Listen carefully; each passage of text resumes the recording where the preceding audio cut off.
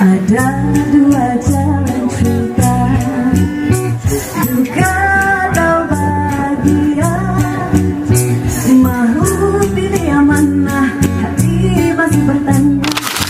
Kat mana kita boleh dapat rakan sekerja macam tu Aduh, korang ni pagi menyempat. Tak. Rasanya apa yang Fatah buat bukan setakat sweet tau. Dia dah duduk level special.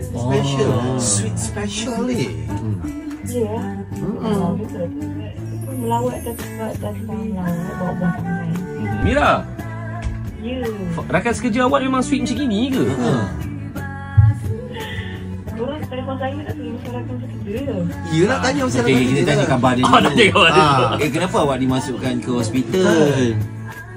Saya sebenarnya kami salah makan. Salah makan dengan siapa? Ada makan. Salah makan hati ke? Bukan makan makanan tapi mungkin tak bernasib baik kan. Food poison lah. Terdedah pada telur lalat lah tu. So jadi kawan Amira apa tu Fatah tu dia menghulurkan apa tu kasih sayang lah macam tu, macam kawan dia masuk hospital kita harus bantu macam tu ya. Semalam orang lain datang pun ada yang buat pasang juga. Cuma tak post kat social media. Sebab Fatah Amin kan, jadi orang pun semua adalah nak mengusir dan bertanya. Tapi tu biasalah, memang orang datang hospital kan kadang bawa buah. Betul. Tapi sebenarnya yang kita bincang bertiga ni, bila datang hospital bawa buah tu biasa. Bila post ucapan get well soon dekat feed social media tu. Feed lain. Tak bercakap. Followers dia ramai. Special. Dia lain. Dia datang hospital, dia kena suka antara. Yelah.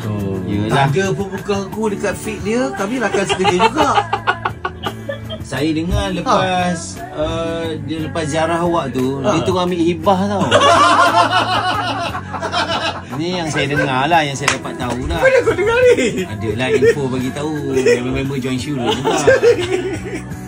Ya? Ni serius ni?